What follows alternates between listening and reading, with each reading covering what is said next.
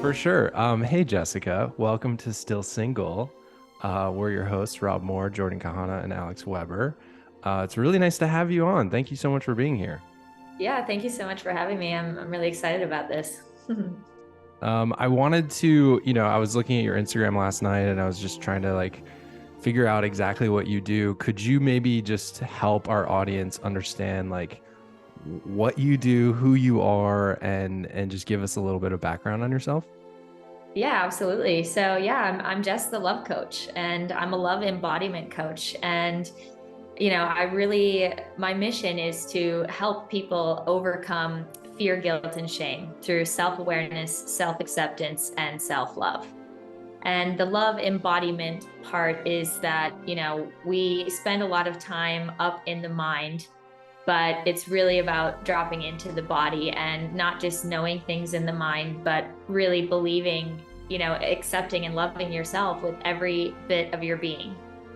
And as you have looked at my content, a lot of my content is done through the lens of relationships. And the reason why that is because a lot of people don't recognize that they struggle with fear, guilt, and shame. Mm-hmm.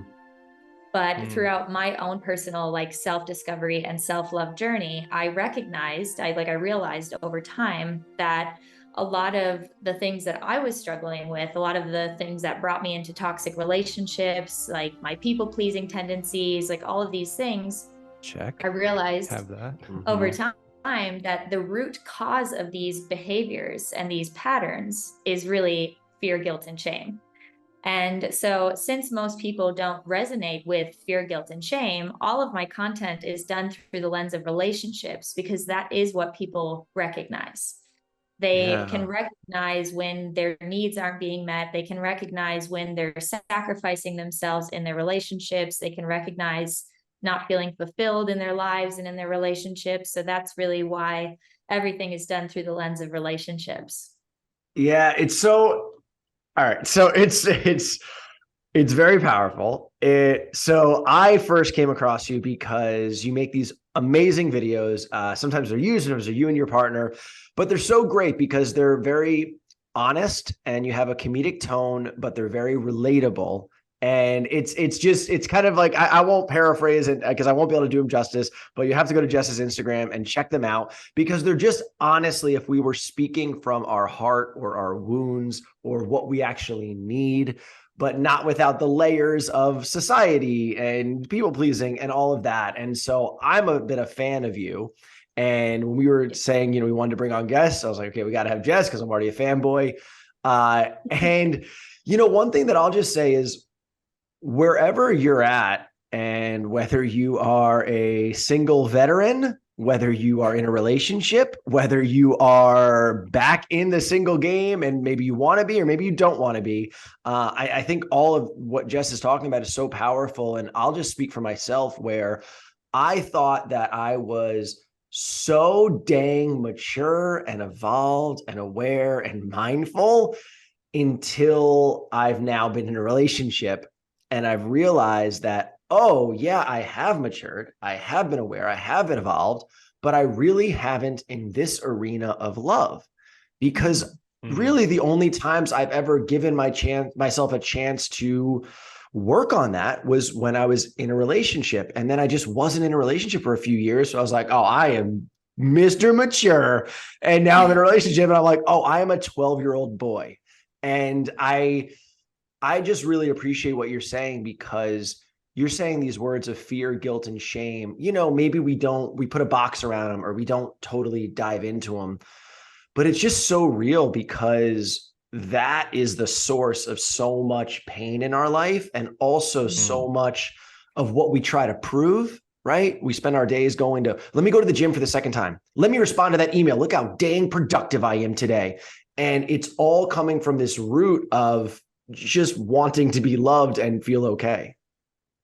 Yeah, 100%. And it's quite funny, actually. I was on a call with one of my clients this morning, and I was talking about how, I believe that we as humans, we have this addiction to always searching outside of ourselves for security, for fulfillment, for love. We always believe that it's something outside of ourselves, whether that be money or, how we look, whether that be relationships, like, religion, education, like there's all these things outside of ourselves that we're always seeking to give us to fill this void that we feel inside. But I feel like, that void is that disconnection that we have with our own hearts. It's that disconnection that we have with the love that we need.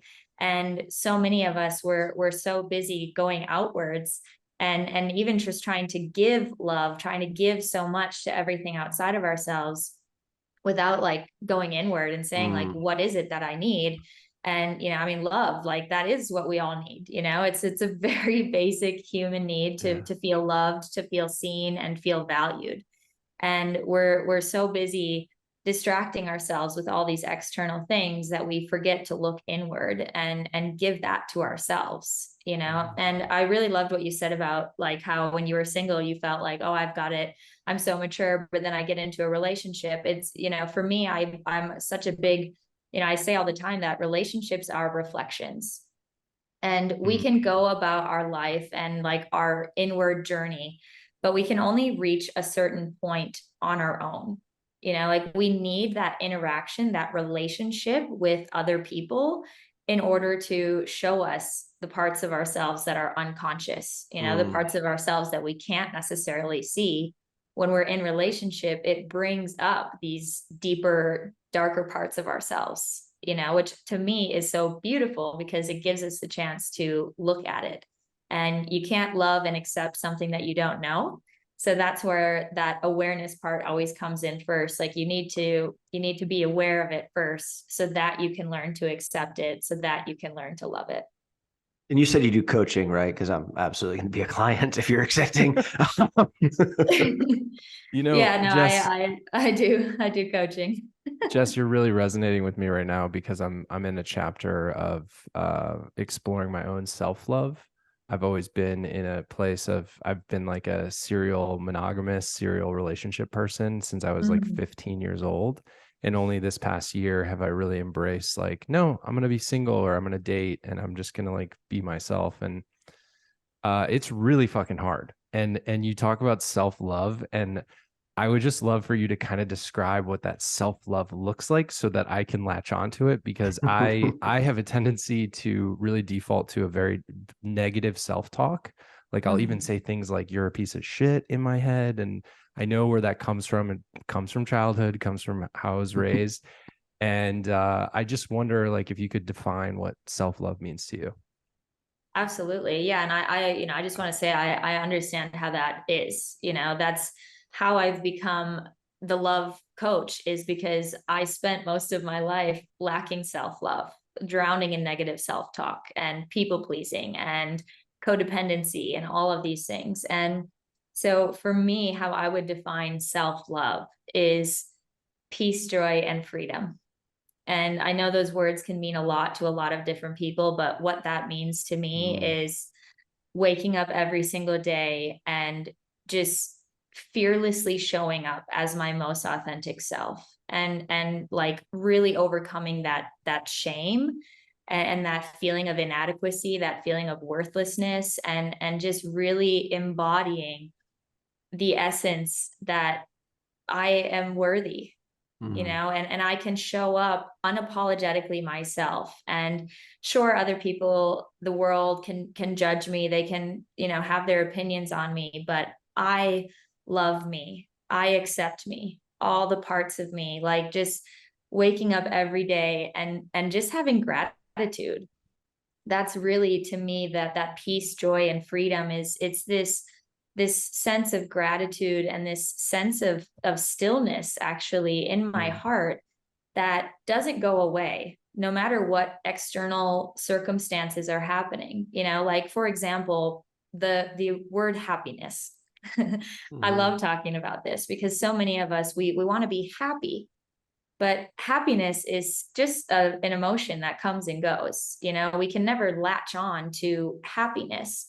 So to me, self-love is about joy and peace and freedom, because these are things that are internally within us all the time. And we can tap into that at any moment. And it's just our like conditioning and all these external circumstances that disconnect us from that place within ourselves, like the negative talk, the self-hatred, self-sabotage, all these different patterns and behaviors developed in our childhood and through culture. It just disconnects us from this true place inside of our hearts, which is peace, joy, and freedom, which to me, like there is no destination. This is another thing I want to say. When it comes to self-love and self-acceptance, there is no destination that you reach where you reach a point and you're just like, I love and accept myself. And like, there's never going to be any problems. Like all these negative thoughts will go away. Like all my behaviors and patterns are going to go away. I don't feel like that's true. Like the negative thoughts, like, where I'm at in my journey, for example, like, yes, I have way less negative thoughts. Like, yes, I have way less suffering and pain in my life, but that is a part of life. Pain and uncertainty is guaranteed in life, but it's about how do you handle that? What is your attitude towards these things? And so I feel like for me, like the pinnacle of my journey, which is always ongoing and always growing, is when I can go through any circumstance and still tap into that peace, joy, and freedom in my heart, and realize that no matter what's happening externally, that part is always within me. And so that's like when I can have gratitude for every single moment, even in like the darkest times, say like, wow, this is still beautiful because I still have this peace, joy, and freedom in my heart. Does that make sense? Yeah.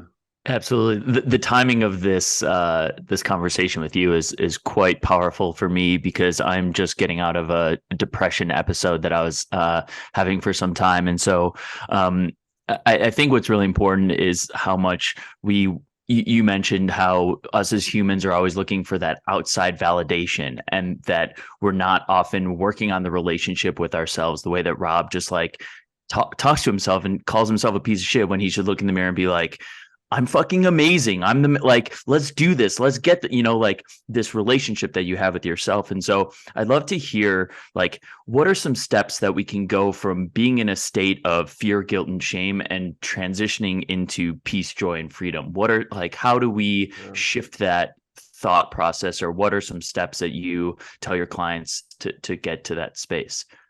Yeah, no, it's a great question. And, it's really through tools. So there's a few tools that I'll highlight. Like one of my favorites is journaling.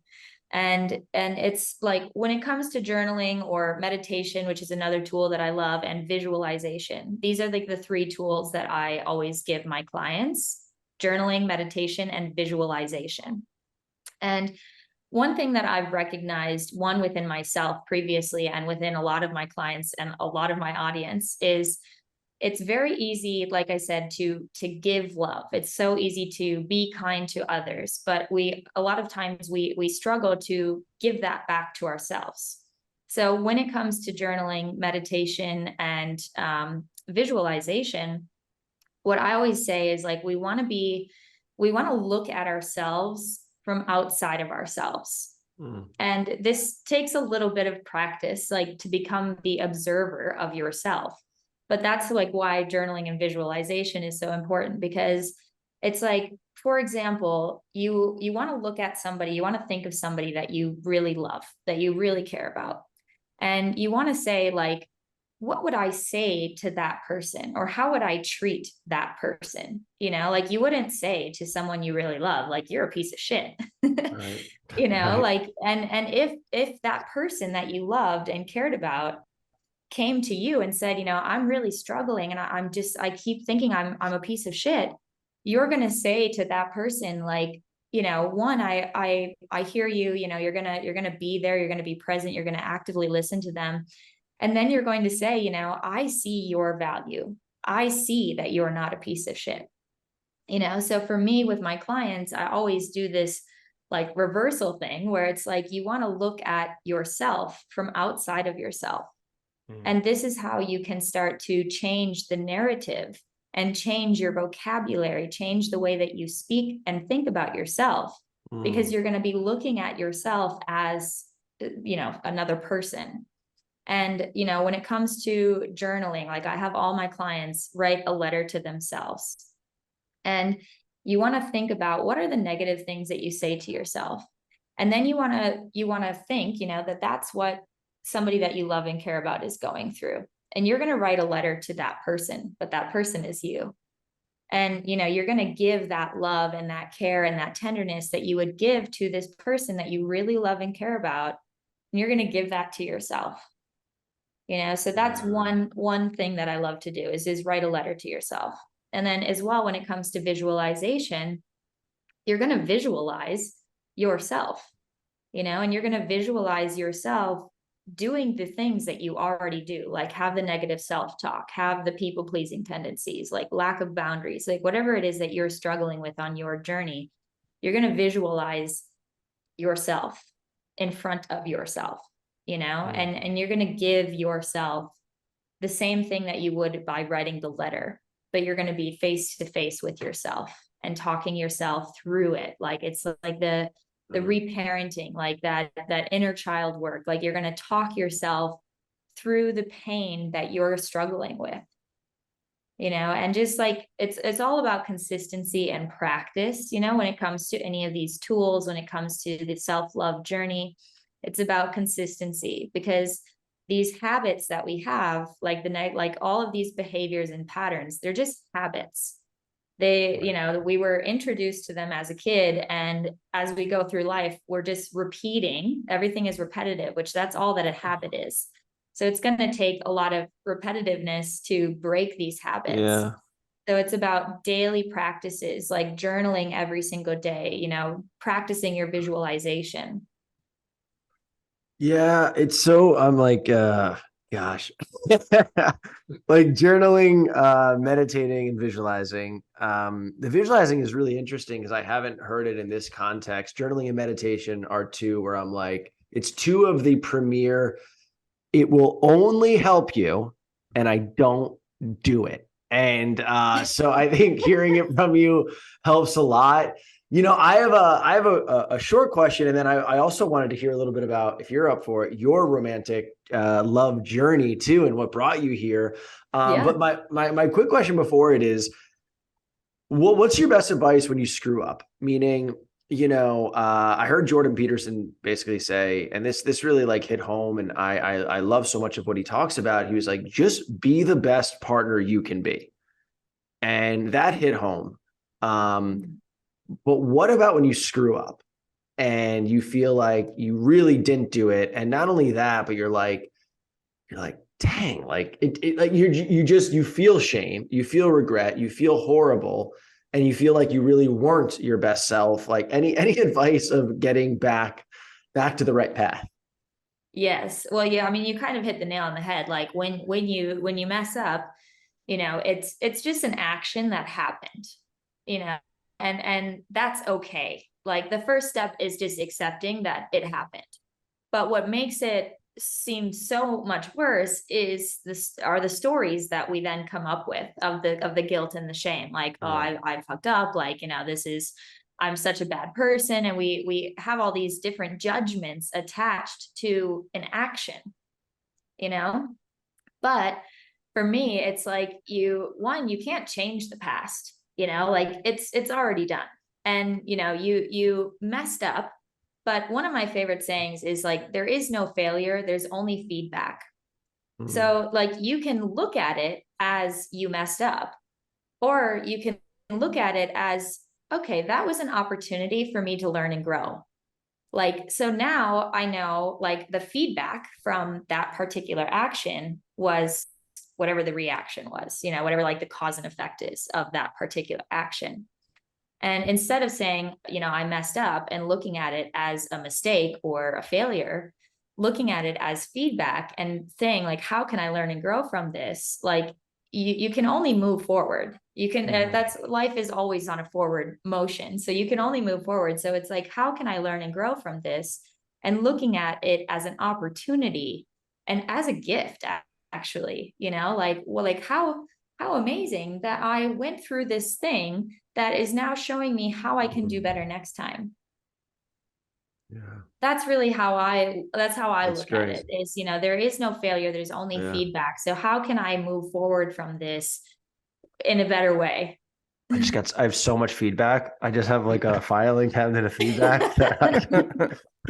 Yeah. I mean, I think, going back to just this negative self-talk real quick, like it sometimes just starts as early as when I wake up in the morning, and like, it's almost like a record playing like on repeat of like, you're not doing enough, you fucked up, you slept in, and I think I'm trying to give myself more grace. I heard yesterday, I go and I see a life coach, and I love her so much, Amanda. And she was like, why don't you just talk to like, 8-year-old Robbie?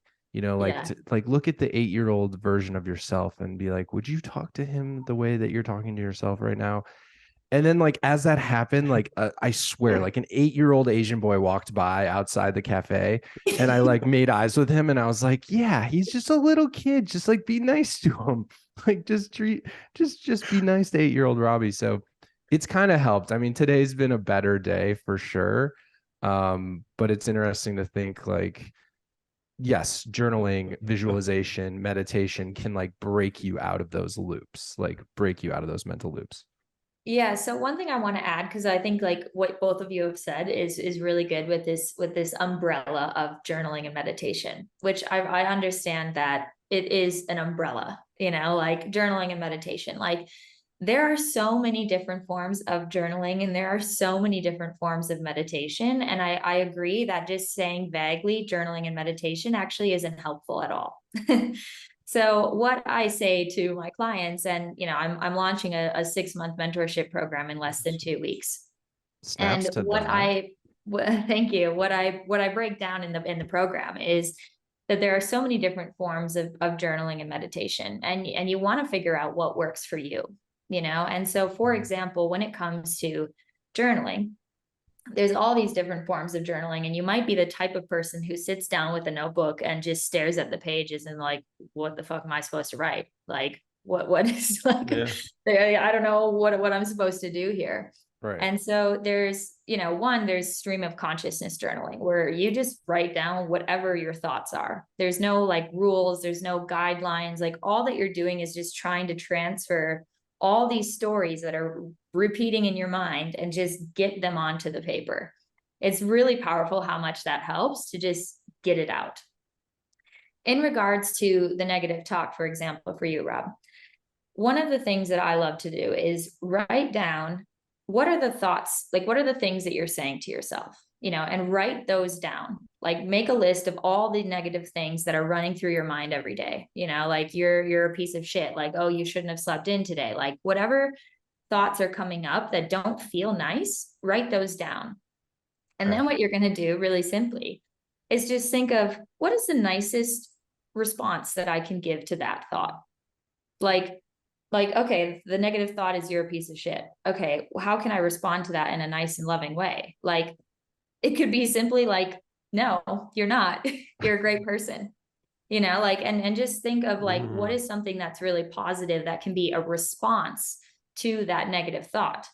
And then what you want to do, this is also one of my favorite things that I teach my clients is a neutral anchor point. So what this means is it's a very neutral anchor point, which is just something that's very short and neutral, such as the word no or the word stop. There is no like no and stop. They're very neutral words. Like, yes, we might like put them in a sentence with something that feels negative, but as a whole, these two words are very neutral and they're very short and they're very simple. An anchor point is something that is almost like a roadblock as well. Like it could either be called an anchor point or a roadblock. And what you're going to do is use this anchor point or this roadblock to interrupt the habit that you have of the negative thinking. And so say you wake up in the morning and your first thought is negative. Well, this is going to be like most of the thoughts, like when it comes to negative self-talk, most of the thoughts are the same. It's not like we have like new things to say to ourselves all the time. We have these repetitive stories that we believe about ourselves. So you're going to write those down, like I said, and then you're going to write down what are some positive, loving responses to these things. And then when you have the thought in your mind, whatever it is, you're going to instantly, like, well, first you've got to recognize it, which takes a little time, but I think most people recognize when they're stuck in the negative self-talk. Right. So the negative thought comes up, you recognize like, okay, that's not very nice. And all you're going to do, like, you're not going to judge yourself. You're not going to shame yourself, because that continues the cycle of like, oh, I should be nice to myself. I shouldn't be saying these things to myself. And you just keep rolling down that hill of guilt and shame, which is where that negative self-talk originates. So you recognize, okay, that's not very nice. All that you're going to do is just say no, or stop, or no, stop. Like, you're just going to put this roadblock up with this anchor point of no, stop. And then in that moment, you have the ability to change direction with the neural pathway that's happening. So you say no, stop. And sometimes maybe that's all that you do. Maybe sometimes you just say no, stop, and then a negative thought comes in. But as soon as that other negative thought comes in, no, stop. And you just keep repeating that anchor point, that neutral anchor point, because we're trying to like overcome the shame and the guilt. So you can't overcome shame and guilt with more shaming and more guilt, like more guilt tripping. Yeah. So you just do the neutral no, stop. And then if you can, this takes some practice, then you want to respond with that loving response that you had written down. And this is how over time, like, you're gonna, those thoughts are going to shift, and as well, the amount of time that it takes to catch the thought is going to quicken. Does that make sense? Yeah. Yes, it does. It does. And I'm curious on your journey of love. And if you always felt drawn to like working in love, if maybe you had experiences in your life, whether that was an upbringing or past relationships that kind of gave you maybe a passion for doing this, or if it was something where you kind of found yourself in a partnership where you're like, dang, we are nailing it, and let's share this with the world. Yeah, it's a good question. So, yeah, I mean, I grew up in a very religious household, with loving parents. Like, my parents set a wonderful example of what a healthy relationship looks like. But because there of this religious aspect, I internalized a lot of fear, guilt, and shame. And I did not feel good enough at all. I felt guilty for just existing. I was ashamed of who I was. I internalized this idea that I had to be, a Christian in my specific situation in order to be good enough, in order to be lovable, blah, blah, blah. Then when I was 19 years old, I got into a 7-year-long abusive relationship with a narcissist. Oh, yeah. And it was a really horrible relationship. And it took me hitting absolute rock bottom when I turned 25 years old to like be at this point where I hated my life. I hated who I was. I hated my life. There was nothing in my life that brought me any sense of joy, peace, freedom, happiness, whatever. And at this time, I didn't resonate with those words anyways. I knew I wasn't happy. When I hit rock bottom, I was drowning in negative thoughts. Like, it was actually the negative self-talk and the negative thoughts that like was the catalyst for, the rest of my journey to what brought me here was just drowning in this negative thinking. And I thought, all I need to do is get rid of this negative thinking. So I'll try meditation. And so then I came to meditation and yoga. And it was through those particular practices that brought me down like a pathway where I was able to leave my relationship. And then when I left that relationship, I made a vow to myself. I am not going to get into any relationship ever again until I know my true self, until I love myself, until I can feel whole and complete within myself with nothing else. I don't want to get into another relationship, because I had a very strong tendency of codependency and losing myself in relationships, is because of the people pleasing, because of all my patterns and behaviors. I was always sacrificing myself for my relationships. So I made this vow: I'm not going to get into another relationship until I have cultivated my most ideal, most dream loving, healthy relationship with myself first and foremost. And then I spent 18 months. Go ahead. Yeah, I was just going to ask, like, from that moment of being rock bottom in that narcissistic abusive relationship, like, how long did that transition take? And like, you know, how long did the transformation take for you? So, And it's obviously ongoing because we're always growing and we're always transforming. But like, from the moment of like, I got to get out of this relationship, because some people are in relationships and they just stay in them for years when they know it's bad and they know it's not right for them. So I'm just curious, like, from that moment you go, I got to get the fuck out of here. Like, how long did it actually take you? it took me another year and a half to end the relationship. I tried many times over that course of the year and a half. I tried, but I didn't have like enough inner strength. You know, I didn't have the courage. I was so locked in fear of judgment. And then that was really like, and it was due to my own fear, guilt, and shame of not feeling good enough. And I recognized this relationship. It took me 5 years into the relationship to admit that I was in an abusive relationship. Like, I was just, even though I struggled with the fear, guilt, and shame, I was still in complete denial that I would ever allow myself to be in an abuse.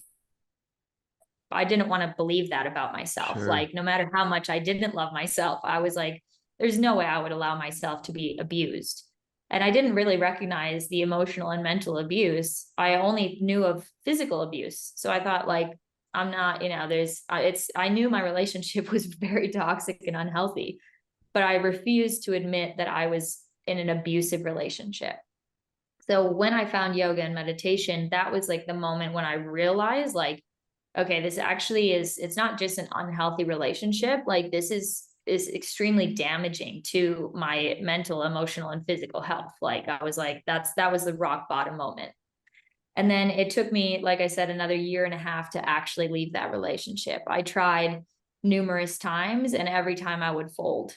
Like, every time I would, due to what narcissists do, guilt tripping, like pretending like they're going to change their behavior to keep their control over you. And it was just this cat and mouse game for a year and a half. And after like dedicating my life to meditation and yoga for a year and a half, that's how long it took being in that practice to reach the point where I was like, I know I'm going to leave this relationship and be okay. Like, it took me that long to realize that all of the things that I was afraid of, which what I was saying in my mind anyways, was two different things. First of all, I thought, what kind of a person am I if I leave this person? Like, I knew it was a very codependent relationship, and I knew if I left my partner, he would have nothing. Like, I was the only person in his life, besides his parents, who would tolerate him and his behaviors. Wow. So I thought, like, what kind of a person would I be if I left this person? Like, they'll have nothing without me.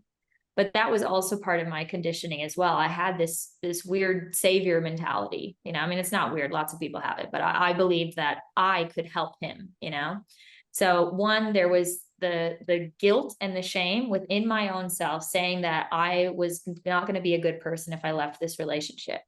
Then I thought, what are other people going to think? Like, what is his family going to think if I leave him? Like, people are going to be disappointed in me. And then I thought, like, which I think a lot of people feel this way. I kept saying to myself, like, are you just trying to run away because it's hard? Like, are you being a coward? Are you just running away because it's uncomfortable and it's hard? Like, you have to push through the hard times. Like, you'll become a better person if you can just like work through these tough times. But after, 6 years of tough times, you have to recognize, like, okay, I'm not running away from something that's hard. This just isn't working. It's just toxic. And after that year and a half of doing yoga and meditation and really building a support system, I think that's another really crucial part of how I was able to leave my abusive relationship. Was I needed to surround myself with people that were just genuinely nice. Like I needed to separate myself from that relationship because of the fact that that relationship was my whole entire identity. And so I have a question. I've been in a narcissistic relationship, and you don't really know that it's happening until you kind of get out of it, because of like the gaslighting that goes on. So you kind of feel like you're crazy, and you feel like you're not taking the warning signs. So you spend this 18 months kind of like getting into yoga and meditation. You finally you feel empowered enough and safe enough to be like, I'm done. After the relationship ends, how long afterwards did you really like heal? Like, was it just like, I'm not going back, like I'm done? Did it, because I'm assuming it didn't happen like right when you guys broke up. I'm assuming it took longer. well, for me, it was a little bit of a unique situation because I was already ready to leave the relationship a year and a half before I actually left the relationship. Wow. Got it. Okay. Like it was like when I hit that rock bottom moment, like I was just like, I'm done. Like I'm done with this. Like I knew that I'd fallen. I was no longer in love with my partner.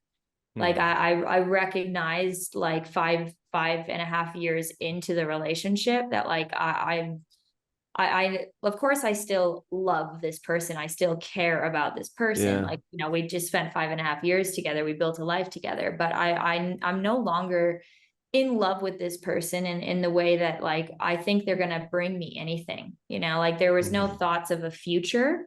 I knew 5.5 years in that I was done with the relationship. I had to build the courage and the strength to actually leave. So for me, it's a little unique because when I ended that relationship, wow, it was like the moment I really like, I came to the conversation and I had practiced this time and time again. And I came to the conversation, I said, I'm ending this relationship and I'm not going to let you talk me out of it this time. Like I had made a very firm decision that like it is time for me to move on, and there's nothing that's going to stop me, because it took me that year and a half of building that courage and building that strength and just being done, like making that very firm decision, like I am done.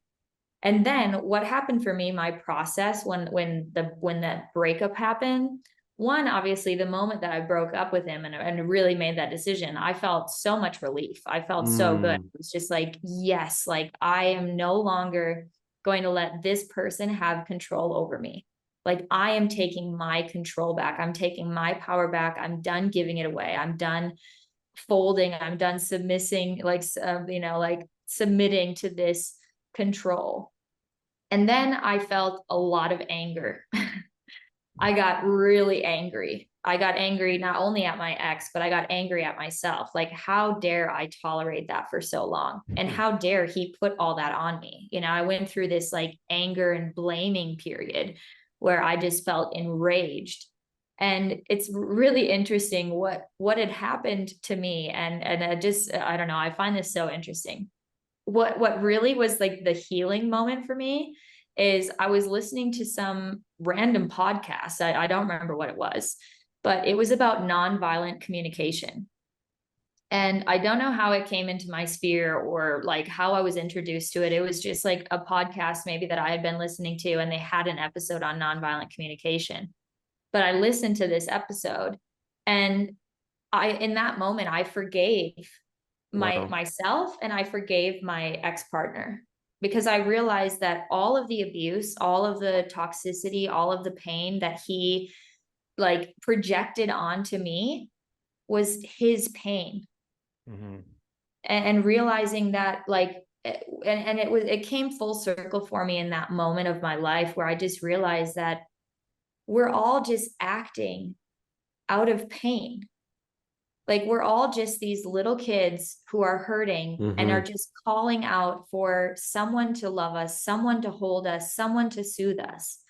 And all of this, it's just this projection of pain. And it's like we're calling out for love.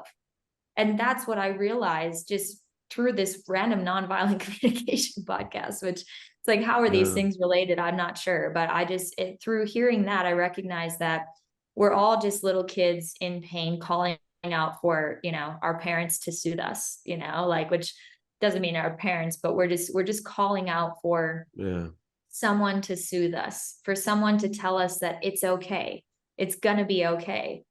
You know, that's it. And so for me, the healing process was actually quite rapid after ending the relationship, because one, I was no longer in love with my partner for a year and a half towards the end of the relationship. And then I went through about a 2 to 3 week period of being enraged. And then I heard that podcast and all my anger just melted away. And instead I felt a little bit of pity for my ex, you know, and then I realized that, like, yes, I tolerated that. And I was in that relationship for 7 years. And yes, it was horrible, but I needed to go through that. You know, I needed to go through that for my own pain to come to the surface so that I could learn to accept it and love it.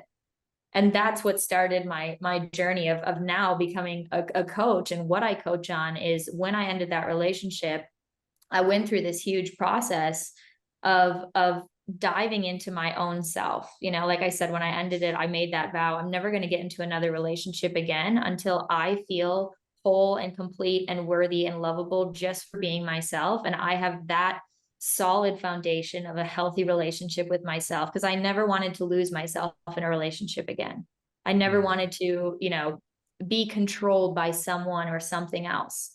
And then I went on an 18-month long, like, very intense spiritual journey. I started working with a bunch of plant medicines. I did my yoga teacher training. I became a chef at a ayahuasca retreat center in Costa Rica in the jungle. Like, I just did a bunch of things that I needed to do, you know, to reach like the deepest parts of myself. And then in 2020, so 18 months after I ended that relationship, I was living in Costa Rica at the time. I was, you know, a head chef at this retreat center. And I was like, I was so fulfilled.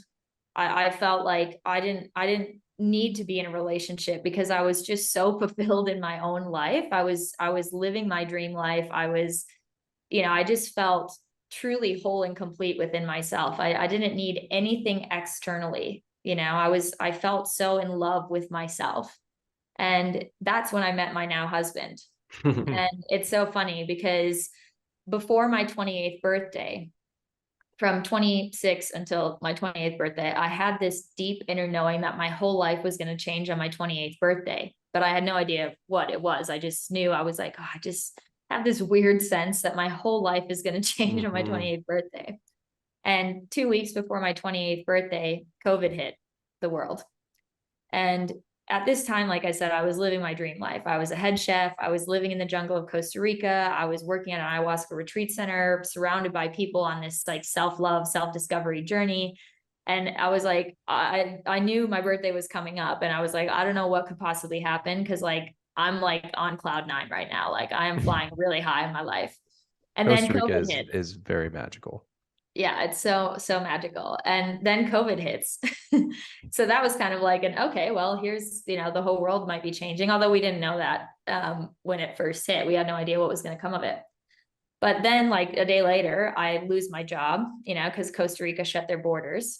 And at this time, I was on Tinder practicing Spanish, because I was living out in the jungle, and I was just talking to like English speaking people who were there for retreats, but I was working with Costa Ricans in the kitchen. Like, my assistants were Costa Rican. Wait. You were on Tinder learning Spanish? Yes. Yeah. Cause I didn't, this is kind of silly, but like, I didn't want to pay for lessons. So I was like, oh, I can just have a million conversations going on Tinder and just practice my Spanish, like voice notes and texting and stuff like this. I love it. This is a great strategy. Okay. Yeah. And at this time, I had never met anyone on a dating app. Like, when dating apps came out, I was in my relationship, and I'd never met anyone on a dating app. I was solely using it to practice Spanish. And then I lose my job, and then I match with my husband, who is like a long-haired, beachy vibe Australian skydiving instructor. Like, obviously not Spanish. Sounds hot. Yeah, I was like, okay, hello. And you know, then we matched, because it was so funny. Like, he was just looking for anyone who spoke English. And so we matched, and, we started talking, and he was like, you should come and quarantine with me. And I was like, I don't know. I've never met anyone on a dating app. Like, I was just kind of like, I don't really know. And after 2 weeks, like, my birthday was coming up, and so we kept speaking. And then, like, at this point, I was completely alone at the retreat center. Like, I was going on 2.5 weeks of being completely alone. Like, even the owners of the retreat center lived offsite. Like, it was just me there. And so it was great in the beginning because I was doing lots of like self-reflection and just like totally just loving every moment with myself. But then my birthday was coming up, like 3 days before my birthday. And finally, I just thought, like, you know what? There's got to be a reason why I just met this random person. Like, there's got to be some reason. So I might as well just go check it out. And so I decided to leave the day before my birthday. And I went, and spent my birthday with some other friends who actually had the same birthday as me. And my friend's place was halfway to where Cameron, my husband, where he was living in Manuel Antonio. I was about 3 hours away from him. And then, the day after my birthday, I finished hitchhiking my way to where Cameron was. And it's so funny because I just remember, like, he met me on the street, and like we walked back to his place, and we just sat down on the couch, and we just got right into it. Like I was just so deep into my self-discovery journey. I was like, I was feeling so confident and so secure because I wasn't looking for a relationship anyways. Right. And at the time, my Cameron, he wasn't looking for a relationship either. I mean, he's like the king of dating. Like, he loves dates. He's gone on hundreds of Tinder dates, like first dates. Like, he loves going on dates. So we sit down and we just get to talking, and we just go like immediately deep into it. We just start talking about, like, who are we as people? What are we passionate about? Like, what are our goals? What are our ambitions in life? Like, we just like dived into what are all of our past relationships. Like, what do you want in your life? Do you want a family? Do you want kids? Do you want, like, all these things? And after 4 days, because everything was shut down, all we did was sit inside and talk and watch rom-coms. The best. On Netflix. And so after 4 days, we pretty much knew every single thing about each other. Like, our deepest, darkest secrets, like all the things that we had been through in our life, like our relationships, like we literally talked about everything.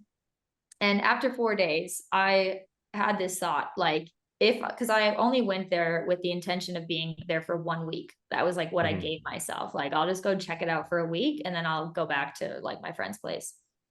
And after 4 days, I had this thought, like, if I walk away from this person, I'm going to regret that for the rest of my life, because somehow every single thing for what we wanted out of, like, what we wanted in our lives, like what our relationship was like with money, with success. Did we want kids? Did we want a family? What does our ideal lifestyle look like? Which at the time we were both already living our ideal lifestyle, which was traveling. And Right. like, he's a skydiving instructor. I was a chef. It was like, we can just travel the world and live in all these really cool places.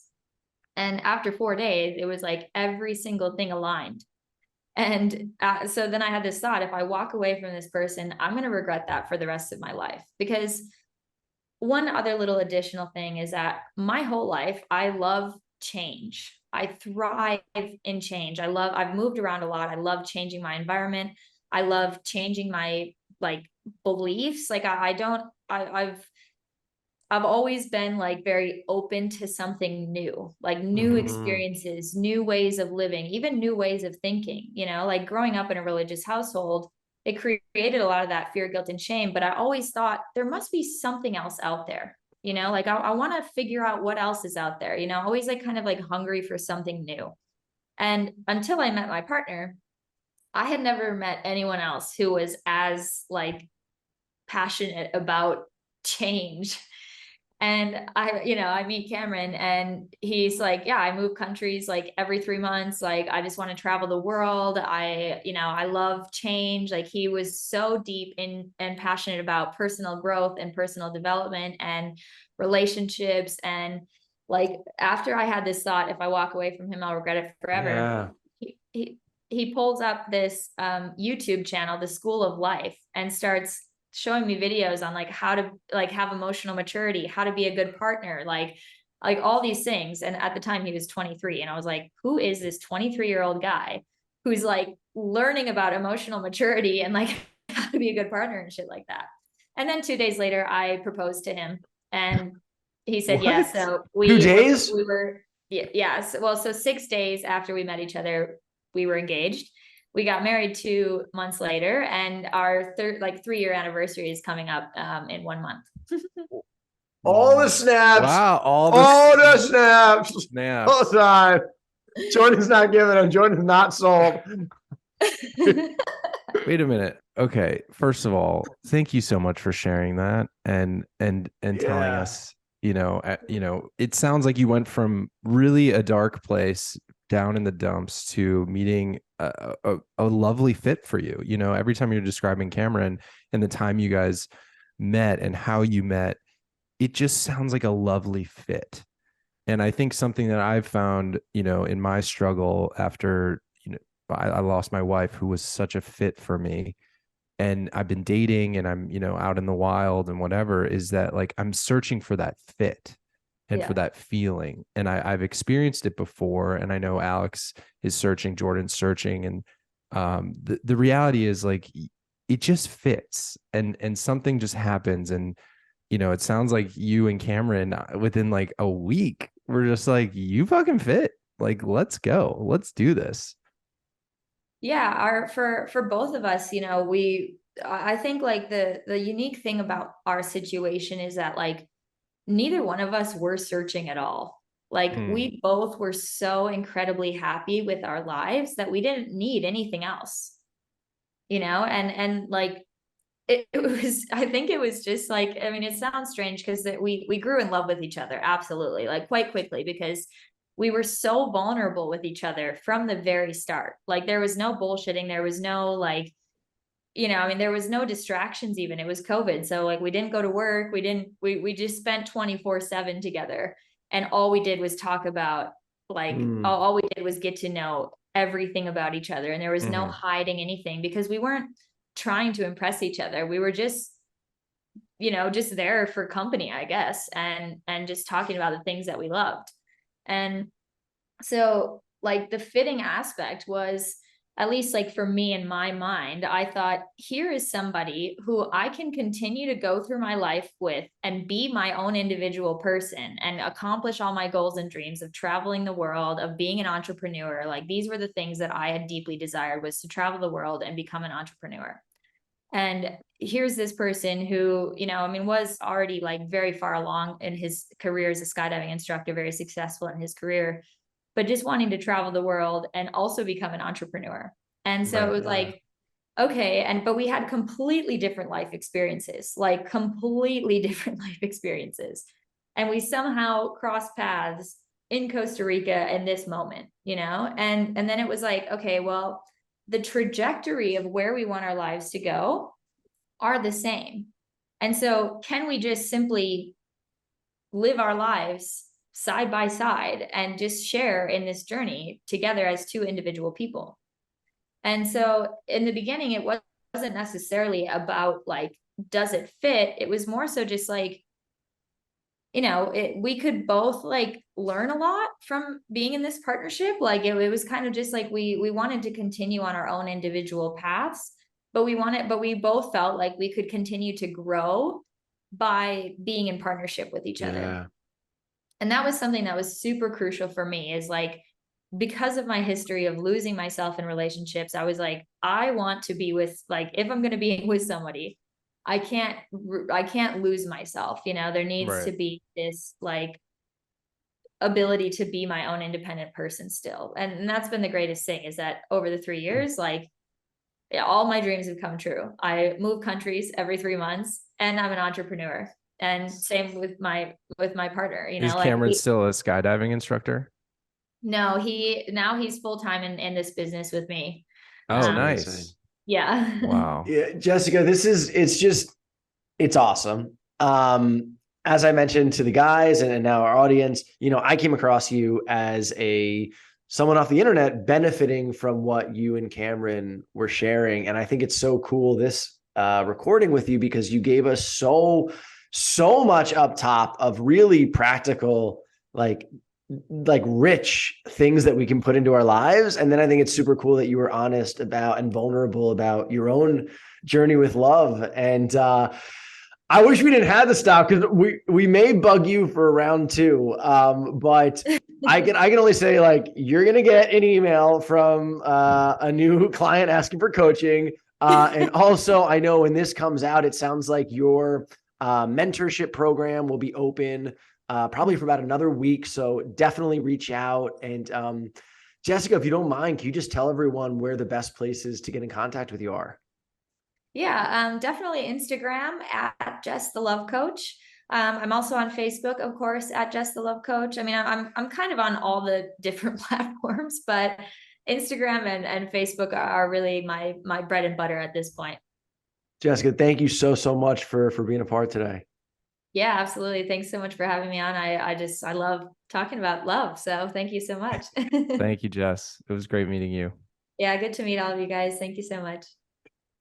I think I think at the beginning it was really, it was nice to hear going through what I was going through with my mental health issues, of just understanding, because I write a lot in my journal about, I'm having this fear. There's a lot of fear of just like, and I don't know if it's like necessarily shame. I'm just like not engaged in creating and doing and putting myself out there the way that I was in the past. And so to understand that I am doing the certain things, journaling is helping me a lot. And I do think that meditating is really important. That's one thing that I talked in therapy recently, was like, I'm having trouble sitting in silence. I'm going from one podcast to another podcast to opening up like a YouTube video and then watching some like TikTok for a half hour and then jumping right back into a podcast. Like my days are just constantly filled with like noise happening. Yeah, that I'm not just sitting in my thoughts. And I think that's really important and something that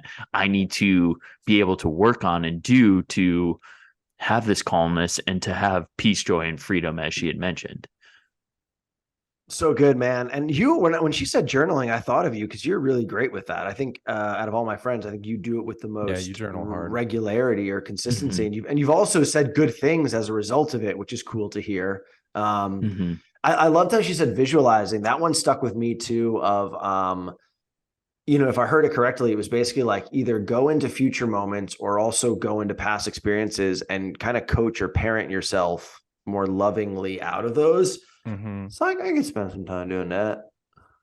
I've been writing on my like to-do list every day just to meditate, and I'll just do even like 5 minutes of just shutting, like putting my phone on do not disturb. I open up Insight Timer and I do just a 5-minute fucking meditation where I just focus on breathing. And I'm like, I'm elated afterwards. Like I'm literally lighter, and it's just 5 minutes. Right. And I don't know. I mean, I think hearing her story and like hearing how she was in that really abusive relationship and then got out of it, and it took a year and a half for her to get the courage to get out of that narcissistic abusive relationship.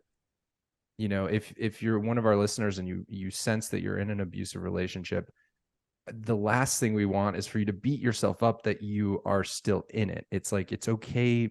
You're going to get out of it when you get out of it. And it's a very challenging situation to be in an abusive relationship, let alone even knowing that you're in an abusive relationship.